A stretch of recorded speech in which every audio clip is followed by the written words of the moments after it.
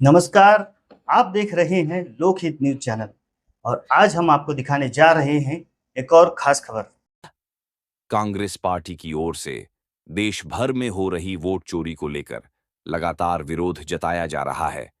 इसी प्रकार से मीरा भाईंदर शहर में भी कांग्रेस पार्टी के वरिष्ठ उपाध्यक्ष सैयद मुजफ्फर हुसैन ने वोट चोरी को लेकर कई बड़े खुलासे किए हैं।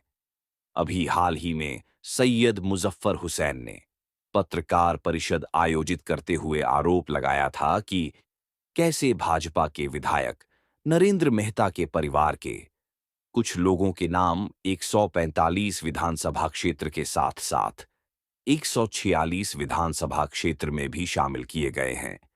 इसी प्रकार से अब कांग्रेस पार्टी के मीरा भाईंदर शहर जिलाध्यक्ष प्रमोद सामंत ने भी एक प्रेस कॉन्फ्रेंस करते हुए आरोप लगाया कि भाजपा के पूर्व नगर सेवक मदन सिंह और उनकी पत्नी के नाम मीरा भाईंदर शहर में दोनों विधानसभा क्षेत्र में तो हैं ही, साथ में उत्तर प्रदेश के मछली शहर विधानसभा क्षेत्र में भी उनका नाम शामिल है।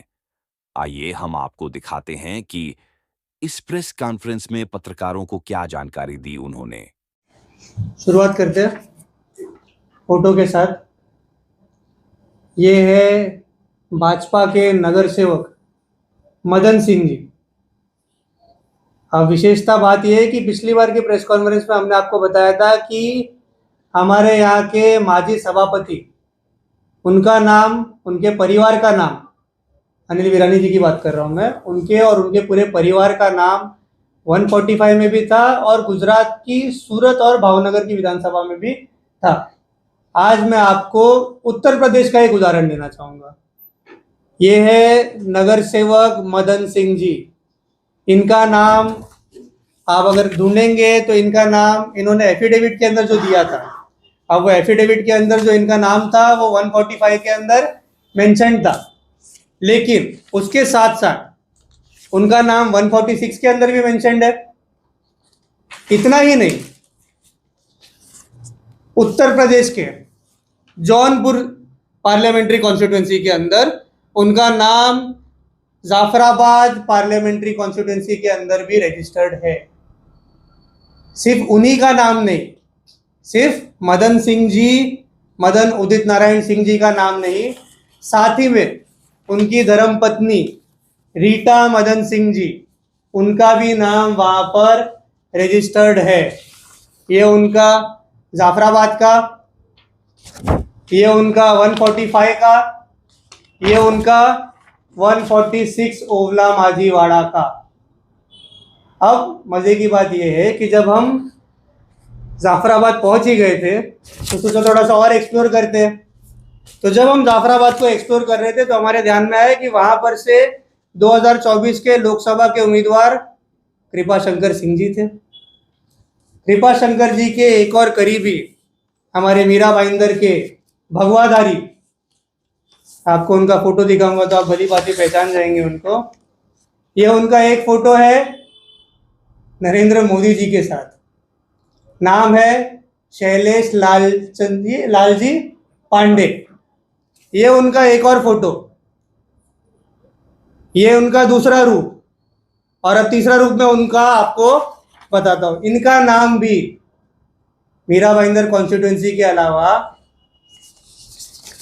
इसी जाफराबाद की कॉन्स्टिट्यूंसी के अंदर भी मौजूद है। उसमें भी मिली भगत। अब ये देखिए 145 की कॉन्स्टिट्यूंसी और ये दूसरी Jafrabad assembly constituency 371, parliamentary constituency मछली शहर, डिस्ट्रिक्ट जौनपुर, स्टेट उत्तर प्रदेश। पिछली बार गुजरात था, इस बार उत्तर प्रदेश। तो ये है भाजपाइयों की असलियत।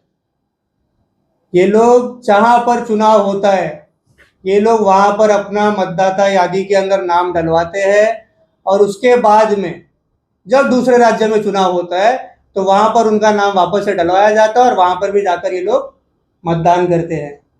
ये है एक क्रिमिनल मोडस ऑपरेंडा जो इस शहर के अंदर भी चल रहा है, जो राज्य के अंदर भी चल रहा है और पूरे देश के अंदर चल रहा है। हम लोगों ने कुछ दिन पहले राहुल गांधी जी की प्रेस कॉन्फ्रेंस देखी थी, उसके अंदर उन्होंने उत्तर प्रदेश के ही काउंसिलर का हरियाणा के अंदर का भी नाम दिखाया था। हमने कुछ दिन पहले अनिल वीरानी जी का गुजरात के अंदर के नाम दिखाए थे। आज हम भाजपा के एक और माजी नगर सेवक, माजी सभापति, उनका नाम उत्तर प्रदेश की विधानसभा में भी दिखा रहे हैं। अब इससे ज्यादा उदाहरण और क्या देंगे हम लोग?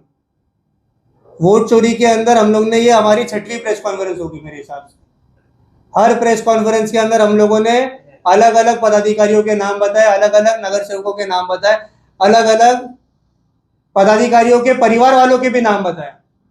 रविकांत उपाध्याय, संजय थेराडे, उसके बाद में डिम्पल विनोद मेहता जी, संतोष गुप्ता जी, फिर हम लोगों ने मेहुल जाला, अनिल वीरानी जी, आज मदन सिंह जी और शैलेश लाल जी पांडे। अब भी अगर किसी को डाउट हो कि शहर के अंदर या इस देश के अंदर वोट चोरी नहीं हो रही है, तो वो सच में अंधभक्त है। इलेक्शन कमीशन का काम है, हम तो उनको मदद कर रहे हैं, लेकिन मदद करने के बाद भी वो कर नहीं रहे। उनके ऊपर किसी का प्रेशर है, वो चाहते हैं कि दोबारा नाम भी उधर ही रहे, गलत एड्रेस पे भी नाम उधर ही रहे, फोटो बगैर जो नाम है वो भी रहे, XC YJ जो भी उनका ID पिक नंबर नहीं रहेगा तो भी लोग वोट करे।